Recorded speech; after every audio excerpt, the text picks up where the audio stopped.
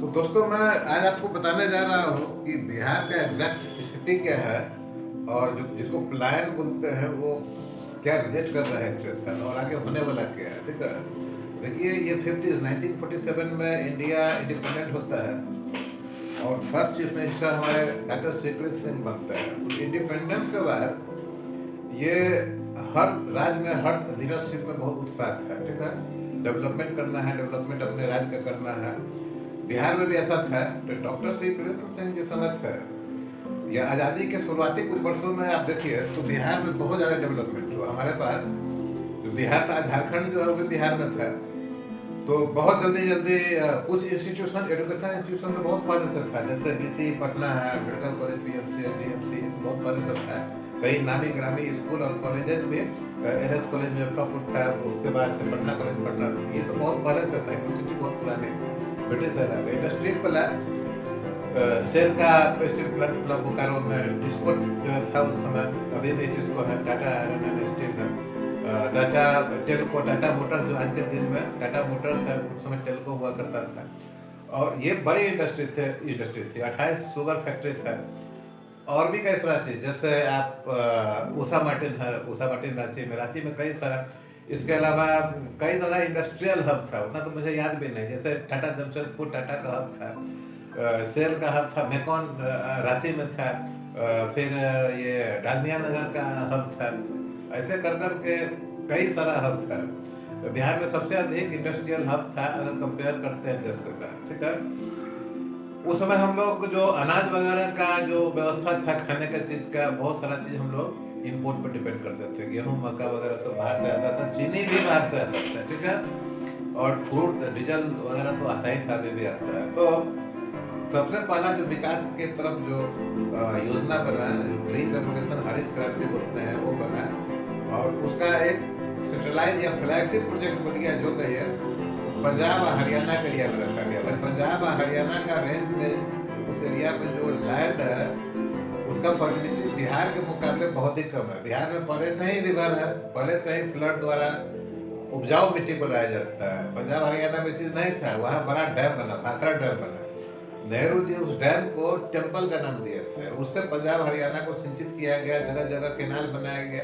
ये सभी चीज इसलिए संभव हुआ क्योंकि दिल्ली हमारा राजधानी था और दिल्ली में ही सभी लीडरशिप था सेंटर का, और पंजाब हरियाणा वहाँ पर दिल्ली का एरिया तो स्मॉल है, उसमें खेती बाड़ी नहीं किया जा सकता, तो पंजाब हरियाणा को उसका हब बनाया गया। धीरे धीरे कुछ और स्टेट में भी गया होगा। बिहार में भी थोड़ा सा टच किया, जो चंपारण का एरिया है थोड़ा टच किया, लेकिन बिहार मुख्यतः इस चीज से छूट गया। ठीक है, उसके बाद कंजम्पशन के लिए जो ऑपरेशन फ्लड स्टार्ट किया, जिसमें दूध का उत्पादन बढ़ा है, उसमें बिहार कहीं भी नहीं था। उसमें गुजरात लीड लिया, गुजरात के साथ और स्टेट भी लीड लिया होगा, बिहार छूट गया। ठीक है, तो एग्रीकल्चर जो सबसे इम्पोर्टेंट चीज था बिहार के लिए, बिहार ऐसा फर्टाइल लैंड, अगर स्टेट वाइज हम बात करते हैं तो बिहार ऐसा फर्टाइल लैंड कहीं नहीं है। ठीक है, कुछ पूर्वी उत्तर प्रदेश और साउथ वेस्ट बंगाल जो है उसका है, अदरवाइज बिहार इतना फर्टाइल लैंड कहीं नहीं है। अनाज के दृष्टिकोण से हम बोल रहे हैं, ठीक है, खनिज के दृष्टिकोण से नहीं बोल रहे हैं। लेकिन उस समय का अगर खनिज के बारे में बात करेंगे तो खनिज भी बिहार में सबसे अधिक था। मेरे हिसाब से 20 to 25% खनिज की आपूर्ति बिहार के झारखंड इलाका से देश के दूसरे पार्ट में किया जाता था। ठीक है, और डाटा ये भी बताता है कि जो इंडिया का जो जीडीपी है उसका 20 to 25% उसमें कंट्रीब्यूशन बिहार का रहता था। ठीक है, भारत का सबसे बड़ा चीनी उत्पादन करने वाला राज्य था। उत्तर बिहार में गन्ना का खेती बहुत अधिक होता था। ठीक है, तो ये उस समय का सिनेरियो है जिस आज़ादी के तुरंत बाद का। ठीक है, अब क्या है कि हमारा जो फर्स्ट चीफ मिनिस्टर था उनका डेथ होता है, वो बहुत विजनरी था।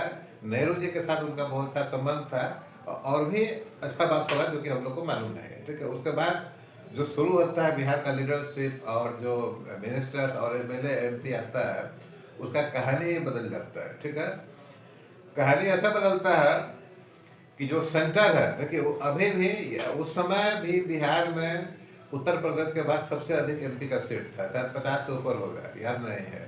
यूपी में भी 80 के आसपास होगा, वो भी हमको याद नहीं है। लेकिन दोनों स्टेट का एमपी का अगर सीट मिला दिया जाए तो केंद्र में जो गवर्नमेंट बनता है उसका बहुत बड़ा रोल था। यही कारण है कि मैक्सिमम जो चीफ मिनिस्टर प्राइम मिनिस्टर जो बने हैं इंडिया का, मैक्सिमम उत्तर प्रदेश से, आप शुरू से काउंट करके देख लीजिए, बीच में एक दो इधर उधर हुआ है, ठीक है। मैक्सिमम जो बढ़िया मिनिस्ट्री मिला है कैबिनेट रैंक में, उत्तर प्रदेश और बिहार के लोगों को ही मिला है, आज भी मिलता है, ठीक है। आज कम हो गया है क्योंकि लीडरशिप चेंज हो गया है, लेकिन जब तक कांग्रेस रहा है तो मैक्सिमम टाइम ऐसा ही हुआ है। तो हुआ क्या, डॉक्टर सीपीएस सिंह के बाद जो हमारे यहाँ जो लीडरशिप आया, देखिए ब्रिटिश टाइम में है, ब्रिटिश टाइम में है जो आपको सुजान आंदोलन ये सब का समय रखिए जिसमें ब्रिटिश इन्फिल्ट्रेशन हो रहा था। बिहार का व्यवस्था 1913-11 के आसपास तक जो ब्रिटिश एम्पायर था उसका इंडियन कैपिटल यहाँ कलकत्ता था, तो वो एरिया बहुत अधिक अफेक्टेड था जिसमें बिहार बंगाल वगैरह भी था। तो उसमें सिस्टम क्या डेवलप किया, सामंतवादी प्रथा, जमींदारी प्रथा, ठीक है। टैक्स वसूलने का जो अधिकार था वो जमींदारों को दिया गया था, ठीक है। और चूंकि उस समय उतना अधिक इंडस्ट्री नहीं था इसीलिए खेती मुख्य आय होता था, तो टैक्स वसूलने का कारोबार जमीन और उपजे हुए फसल से होता था। और जो व्यवस्था बना था वो सामंतवादी व्यवस्था के नाम से आप जानते हैं, इसमें उसमें गरीब और अमीर का बहुत ही डिफरेंस था। एक चीज़ और हम बताएं कि उस जमाने में भी जो ब्रिटिश लोग था उस समय भी बहुत सारा इंडस्ट्री ब्रिटिश के द्वारा बिहार में और वेस्ट बंगाल में डेवलप किया गया था। गन्ना का बहुत सारा था, जूट का बहुत सारा था, कपड़ा उद्योग का बहुत सारा था, रेलवे का वैगन फैक्ट्री था, रेलवे का चक्का का फैक्ट्री था, मुजफ्फरपुर में रेलवे का चक्का का फैक्ट्री बनता था, कोई बटलर ऑफिसर थे उन्होंने बनाया था। इसके अलावा भी मेरे ख्याल से इंडिया का सबसे पहला जूट फैक्ट्री पटना में था, वहाँ से जूट का प्रोडक्ट बनकर गंगा के थ्रू कलकत्ता और हुगली जाता था और यूज होता था और एक्सपोर्ट होता था, ठीक है। उस समय फैक्ट्री था अपने पास बिहार में, तो ठीक है। सामंतवादी प्रथा है, दो क्लास डेवलप किया जिसको आज के बारे में बोलते हैं गरीब और अमीर, ठीक है। तो जमींदार था, एक वो तबका था कि जो जमींदार के लिए उसके खेत में काम करता था, ये व्यवस्था हुआ। लीडरशिप भी उसी तर्ज पर उधर उभरा है बिहार में, ठीक है। जमींदार के फैमिली से लीडरशिप उभरा है, जिसको आजकल मैक्सिमम जमींदार जो है सवर्ण बोला जाता था। कुछ जमींदार ऐसे भी थे जो मुस्लिम फॉरवर्ड क्लासेस से आते थे, पठान और खान लोग थे, ठीक है। अभी ये हुआ कहानी, जब इस तरह का लीडरशिप उभरा तो ये लीडरशिप इंडस्ट्रियलाइजेशन के बारे में सोचते ही नहीं थे, अपना जो व्यवस्था है उसमें कैसे उनको रहना है, डेवलप करना है, उसके बारे में सोचते थे। और केंद्र भी ये देखता था कि बिहार में जो सीट हमको लाना है एमपी का, उसमें कैसे लोगों को चुनाव करना है। तो उसमें हमारा सेंटर में इवन बिहार के असेंबली में ऐसे लोग आना शुरू किए जिसको इंडस्ट्रियलाइजेशन से, इंडस्ट्री से कोई मतलब नहीं था, उनको सिर्फ ये मतलब था कि हमारा जो व्यवस्था है वो कैसे चलता रहे, ठीक है। तो वहाँ से जो डेवलपमेंट का फेज धीरे धीरे कट किया है, ठीक है। फिर क्या होता है कि जब शोषण अधिक बढ़ा तो बिहार में जो लीडरशिप है उसमें सोशलिस्ट लीडरशिप का डेवलपमेंट हुआ है। कर्पूरी ठाकुर है, लोहिया जो शायद बिहार के थे पता नहीं, लेकिन लोहिया का भी बहुत प्रभाव रहा है। ये सब उस समय का सोशलिस्ट लीडर था, मतलब ये समाज को बराबर करने के लिए चाहते थे, कोई ऊंचा नहीं कोई नीचा नहीं, नीचे वाले को भी अधिकार मिलेगा, ये ढंग से चलते रहा। इसमें भी जो हमारा जो सोच विचार था सो जाति और दबे कुचले और सवर्ण और अमीर के ऊपर रहा, इंडस्ट्री पर नहीं रहा, ठीक है। इसी बीच जो दूसरे राज्य थे वो क्या कर रहे, देखिए बिहार लैंड लॉक्ड भी है लेकिन फिर भी इंडस्ट्री था क्योंकि गंगा रिवर से हमारा सामान ढुलाई होता था, ठीक है।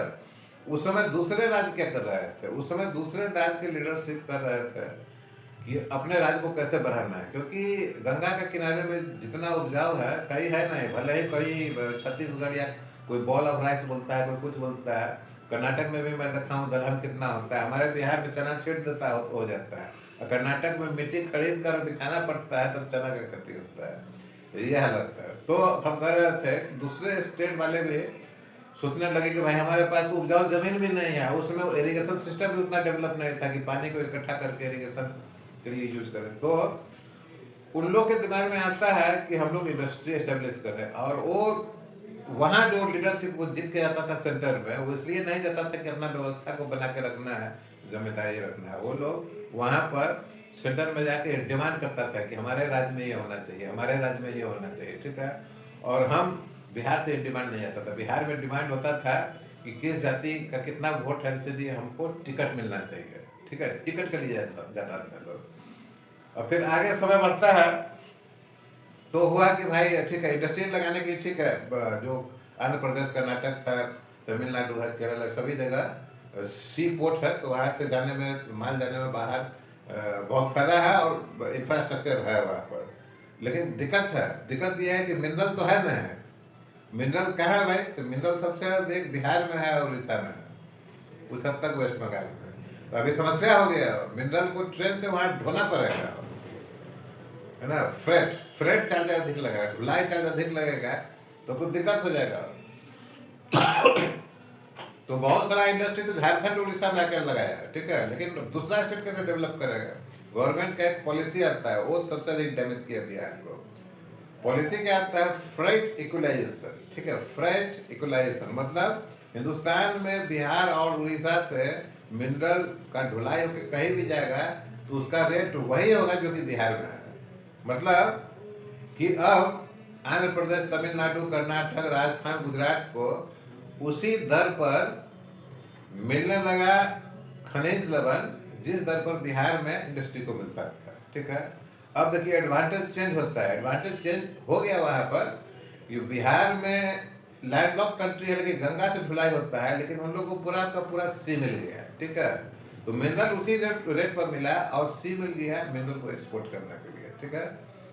तो वो लोग इंडस्ट्रियलाइजेशन में बहुत ही तेज हो गया, बहुत ही तेजी से डेवलप हुआ, ठीक है। अब नया इंडस्ट्री बिहार में नहीं लगकर साउथ की तरफ शिफ्ट होता है। यही कहानी शुगर मिल की तरफ भी होता है।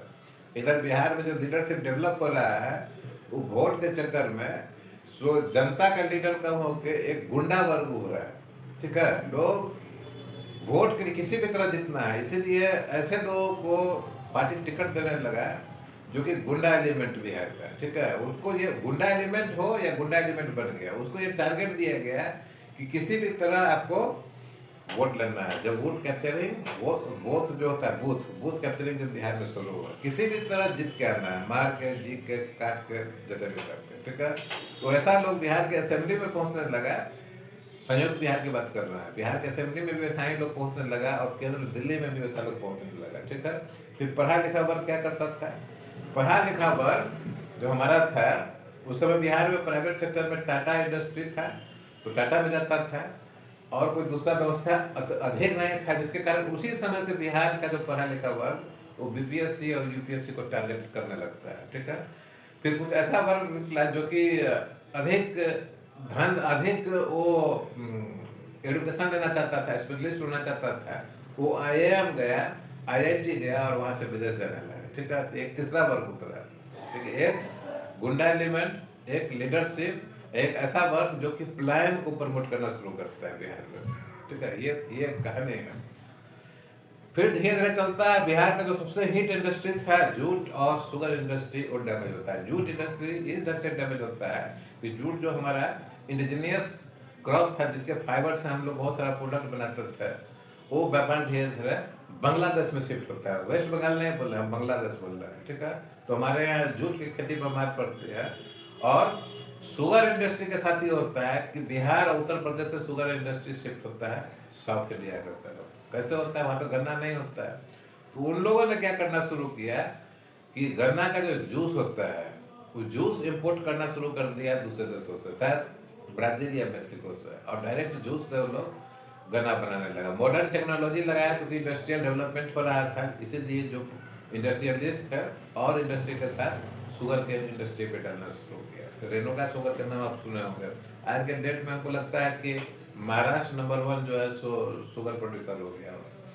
तो इस ढंग से गन्ना का जो खेती है धीरे धीरे बंद होने लगा, क्योंकि शुगर इंडस्ट्री नॉर्थ बिहार से शिफ्ट करके, नॉर्थ बिहार में भी शुगर इंडस्ट्री या यूपी में जो था, वो लोग जो इंडस्ट्रियलिस्ट उद्योगपति थे, उनका दूसरे जगह पर था इंडस्ट्री, है ना। तो वो लोग अपना इंडस्ट्री बाहर लाने लगे। आज के डेट में 1 या 2 शुगर प्लांट बिहार में चल रहा है, ठीक है। तो इस ढंग से बिहार से इंडस्ट्री भी चला गया और इंडस्ट्रियलिस्ट चला गया, पढ़ा लिखा लोग चला गया, माइग्रेट हो गया, लेबर भी चला गया, बच कौन गया? हमारा लीडरशिप, लीडर्स और गुंडा, ये दो एलिमेंट बिहार में बच गया, ठीक है, जिसका परिणाम आज हम देख रहे हैं, ठीक है। फिर आगे क्यों नहीं इंडस्ट्रियलाइजेशन हुआ? तो आगे हमारा लीडरशिप कभी सेंटर में डाला ही नहीं अपना रिक्वायरमेंट कि हमको इंडस्ट्री चाहिए। जो इंडस्ट्री है वो बंद होता चला गया, ठीक है। कुछ इंडस्ट्री पॉलिटिकली मोटिवेट होके आया, कुछ फैक्ट्री वगैरह कहीं कहीं लगा, सब चीज़ हुआ। वो ये जो रिसेंट गवर्नमेंट में लगा ये सब चीज़, तो वो सब सक्सेसफुली चल रहा है, लेकिन कब बंद हो जाए ये कहना मुश्किल है, ठीक है, क्योंकि उससे बड़ा बड़ा इंडस्ट्री बाहर चल रहा है। और हम लोग का मेरा विश्वास है कि जो यूनियंस है इस तरह का इंडस्ट्री को डैमेज करेगा, ठीक है, उसको भी चलना मुश्किल है। तो आज के डेट में भी ये कहना मुश्किल है कि प्रयास करने के बावजूद भी इंडस्ट्री आएगा ऐसा चांस लगता नहीं है, क्योंकि नीतीश कुमार के आने के बाद बिहार में समिट हुआ था इंडस्ट्री को लगाने के लिए, बहुत सारा उद्योगपति आया, प्रोमिसेस भी हुआ, एमओयू भी साइन हुआ। उसी समय गुजरात वाइब्रेंट हुआ, वहाँ जाके इंडस्ट्री लगा दिया, ठीक है। अभी 4 जो है सो सेमीकंडक्टर चिप्स बनाने का फैक्ट्री इंडिया में लग रहा है, तो रिसेंट डेवलपमेंट है। 3 गुजरात को मिला, 1 आसाम को मिला, तो बिहार में भी लग सकता था। उसमें नदी पोल्यूशन और लैंड का जरूरत नहीं है। लैंड के नाम से एक और चीज है जो अभी अभी अभी अमित शाह जी शायद ऐसा सुनने में आया कि बोले थे कि बिहार में इंडस्ट्री इसलिए नहीं लग रहा है क्योंकि लैंड नहीं है। अब इसके पीछे का कहानी क्या है कि जो कार्बन फुटप्रिंट वगैरह का जो बातचीत होता है, कार्बन उत्सर्जन चाइना अधिक करता है, ये अधिक करता है, इंडिया अधिक करता है, उसको घटाना है। तो एनवायरमेंटल इशू भी जबरदस्त है, बिहार को इम्पैक्ट किया है। एनवायरमेंटल इशू में यह है कि बड़ा इंडस्ट्री के लिए जो लैंड आपको एक्वायर करना है, वो लैंड को लेकर कंडीशन ये है कि फर्टाइल नहीं होना चाहिए। शायद ऐसा कंडीशन है कि जो जिस लैंड में 2 क्रॉप्स लगता है वो फर्टाइल है, ठीक है, और उसको इंडस्ट्री के लिए एक्वायर नहीं किया जा सकता है, ठीक है। तो ये कंसर्न, आप इंडस्ट्री लगाना है तो एनवायरमेंटल से आपको क्लियरेंस लेना पड़ेगा। हाई राइज स्ट्रक्चर लगाना है तो एविएशन से क्लियरेंस लेना पड़ेगा, तब आपको लाइसेंस मिलेगा, तो इंडस्ट्री का जो नॉर्म्स है आपको लागू होगा, फिर व्यवसाय कर पाएंगे।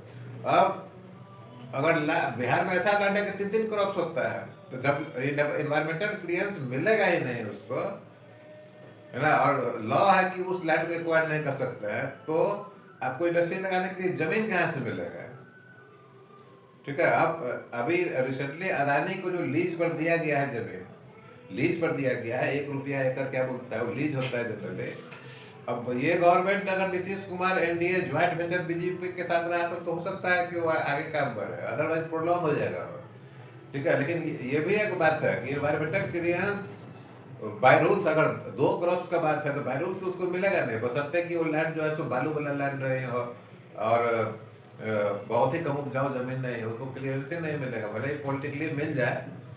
लेकिन अगर उपजाऊ होगा तो झंझट होगा, रिटेलिएशन होगा गांव वाले की तरफ से भी। लेकिन चूंकि बिहार में आर्थिक स्थिति ठीक नहीं है, लोग चाहे तो अपना जमीन, निजी जमीन को बेच सकता है, अपने इच्छा से बेच देगा, इंडस्ट्री वाले को एक्वायर नहीं कर सकता है, बेच सकता है। वेस्ट बंगाल में जैसा होता है, किसी इंडस्ट्री को अगर इंडस्ट्री लगाना है उद्योगपति को, तो वहाँ जमीन आपको खरीदना पड़ेगा, गवर्नमेंट आपको एक्वायर करके नहीं देगी। बिहार में भी आप खरीद के आप काम कर सकते हैं, लेकिन परमिशन एनवायरमेंटल डिवीजन से, पर्यावरण विभाग से लेना पड़ेगा। अगर उपजाऊ जमीन है तो बहुत सारा चक्कर है। तो इस हिसाब से बिहार में जो रेसिड्यू बचा है, अभी भले ही नीतीश कुमार कोशिश करते हैं, ठीक है, लेकिन जो रेसिड्यू बचा है वो अच्छा नहीं है, ठीक है ना। बढ़िया वाला जो है सो निकल चुका है बिहार से फिल्टर होकर, जो बचा हुआ है उसमें वो कैसे क्या करेगा, ये बहुत ही मुश्किल है। आज के डेट में भी जो हमारा लीडरशिप है, इलेक्शन का टाइम है, आप देखिए कि कितना लीडर ये बात करता है कि अगर हमारा गवर्नमेंट बनेगा या हम जीत के लाएंगे तो हम अपने एरिया में इंडस्ट्री लगाएंगे, ठीक है। अब एग्रीकल्चर का 2-3 पोर्टफोलियो बिहार से है, चिराग पासवान जी है, हमको लगता है गिरिराज सिंह भी है, ये लोग एग्रीकल्चर से संबंधित थे, इनको मिनिस्ट्री दिया गया है। लेकिन हमको नहीं लगता है कि जब से जीते हैं तो बिहार में ये कुछ काम किए होंगे, ठीक है। एक काम हुआ है, मखाना बोर्ड के साथ गठन हुआ है, लीची लाख वगैरह का भी गठन हुआ है बिहार में, बहुत पहले मखाना बोर्ड का गठन हुआ है। तो मखाना व्यवसायी को फायदा होगा, उनका क्रॉप्स को ले जाएगा वो और बाहर एक्सपोर्ट करेगा। आज बिहार का मखाना इंडिया में हर जगह मिल रहा है, और 200 ग्राम का पुड़िया पैकेट जो है तो 400, 500, 800 ऐसा का चल रहा है, ठीक है। लेकिन सवाल उठता है कि जो बेच रहा है बाहर में उसको तो फायदा हो रहा है, तो हमारा जो क्रॉस ग्रोअर है जहाँ दरभंगा में मखाना बनता है उसको ठीक ठाक मिल रहा है कि नहीं, मतलब मिनिमम सपोर्ट प्राइस लगाने का जरूरत पड़ेगा क्या, ये देखना पड़ेगा, ठीक है। अब लोकल में लोगों को उतना सस्ता अवेलेबल नहीं होगा क्योंकि मार्केटिंग हो गया, ठीक है। आप जमीन से खुद खोद के तेल नहीं निकाल सकते हैं, ठीक है, उसको यूज नहीं कर सकते हैं। वो तेल का मार्केटिंग होकर पेट्रोल पंप पर पहुंचता है, वहां से आपको खरीदना है। तो मखाना के साथ भी आजकल वैसा ही हो गया है, स्टोर में अवेलेबल है, खरीदिए, रोड के किनारे शायद नहीं मिलेगा। जैसे शाही लीची नहीं मिलता है, शाही लीची पहले बिहार में बड़ा लीची होता था जो मिलता था, रोड के किनारे आपको मिल जाता है, तो वो नहीं मिलेगा, वो सब जो है तो प्रोसेस में आ गया है। तो डेवलपमेंट का एक ये भी चीज़ होता है कि चीज़ें महंगा होता है, लेकिन चीज़ महंगा और डेवलपमेंट होगा तो पैसा आएगा, तो महंगा चीज़ भी खरीदेगा। अब इतना महंगा चीज़ हो जाए कि बिहार के लोग खरीद नहीं पाए, वो खरीद गुजरात का लोग खरीदेगा, महाराष्ट्र का लोग खरीदेगा, तो बिहार के लोगों के पास इतना पैसा नहीं है, और जिसके पास पैसा है वो बिहार में रहता ही नहीं, बिहार के बाहर है, ये समस्या है। तो ये बड़ा बहुत ही बड़ा दुर्भाग्य की बात है कि आप पैसा अर्न करने के लिए, धन अर्जन करने के लिए अपने राज्य से बाहर चले जाते हैं, दूसरे राज्य में जाके काम करते हैं, और तो आप दुबई चले जाते हैं, बहरीन चले जाते हैं, अभी साइबेरिया चला गया, रूस में चला गया बिहार का लोग काम करने के लिए, साइबेरिया जहाँ -20-25 डिग्री सेंटीग्रेड रहता है। नॉर्वे जाके जो वहाँ पर जो होम डिलीवरी का काम कर रहा है, नॉर्वे, फिनलैंड में, ठीक है। अमेरिका तो परेशान होकर वहां से भेजना शुरू कर दिया, संजोग से उसमें मैक्सिमम पश्चिमी भारत के लोग थे, लेकिन बिहार का लोग जो है तो अमेरिका में जाकर आईटी इंडस्ट्री में चारों बगल बैठा हुआ है, आईटी इंडस्ट्री में है, डॉक्टरी का काम कर रहा है, उसके बाद से मैनेजमेंट का काम कर रहा है, IIM का लड़का लोग भी वहाँ पहुँच कर बैठा हुआ है। तो माइग्रेशन इस लेवल का है। आज के डेट में बिहार में अगर IIT से PhD करके पहुँच जाए आदमी, और IIM से मास्टर्स लेकर पहुँच जाए बिहार में, तो बिहार में वो एक रिक्शा वाला के बराबर में नहीं कमा पाएगा, ये समस्या है। काम ही नहीं दे सकता है। गवर्नमेंट जॉब कितना है, गवर्नमेंट जॉब में से 20% सेंट्रल होगा, 80% बिहार का होगा, उसमें जो बिहार का है उसमें कितना रिजर्वेशन होगा, सेंट्रल में जो होगा कितना रिजर्वेशन होगा, कितना सीट खाली होगा। लेकिन जो और जॉब्स है और जो एजुकेशन से रिलेटेड लोग, उसके लिए कोई जॉब ही नहीं है। सवाल ये भी उठता है कि जब आप जॉब नहीं दे सकते हैं तो बिहार में IIM कौन क्यों खोल के बैठा है, IIT क्यों खोल के बैठा है, एम्स खोल के क्यों बैठा है? भाई इसलिए बैठा है कि बिहार में नहीं है, लेकिन बिहार के बाहर तो आवश्यकता है देश में, है ना। लोग होशियार निकलते हैं, विदेश चले जाते हैं, तो फिर बिहार में क्यों खुला है? बिहार में इसलिए खुला है कि खुलने से लगता है कि डेवलपमेंट हो रहा है, ठीक है। एक स्टेट में 4-5 एम्स नहीं खुला जा सकता है, 4-5 IIM खुलेगा तो हल्ला हो जाएगा कि एक ही स्टेट के लिए कर रहा है, ठीक है। रोड से, हाईवे से या रेलवे से आपको पारादीप पोर्ट पहुंचना है, हल्दिया पोर्ट पहुंचना है, तो बिहार और झारखंड से ही होकर जाएगा, तो लगेगा कि बिहार का भी डेवलपमेंट हो रहा है। वो जगह नया ट्रैक बनेगा, नया रूट खुलेगा, नया ट्रैक तो नहीं बनता है, नया रूट खुलता है, तो कोई खास डेवलपमेंट तो होता नहीं है। पहले से तो अंग्रेज लोग बना के गया है रास्ता, उसी में एक और लाइन डालता है।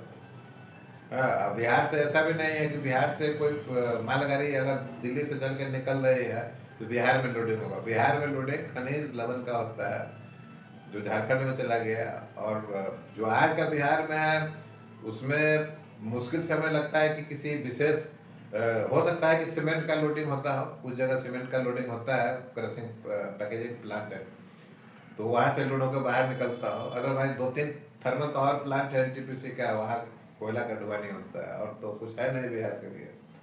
तो आज के डेट में भी दुर्भाग्य वही है, आप देख ही रहे हैं कि इलेक्शन में क्या क्या हो रहा है, ठीक है। तो बिहार का डेवलपमेंट नहीं होने वाला है, ठीक है। तो ठीक है, पढ़ाई कीजिए, IIM बिहार में, IIT है बिहार में। रोजगार के लिए अभी कितने दिन तक लेबर से लेकर पढ़े लिखे लोगों को बाहर निकलना पड़ेगा, कितने दिन तक ये तरफ जारी रहेगा, कहना मुश्किल है।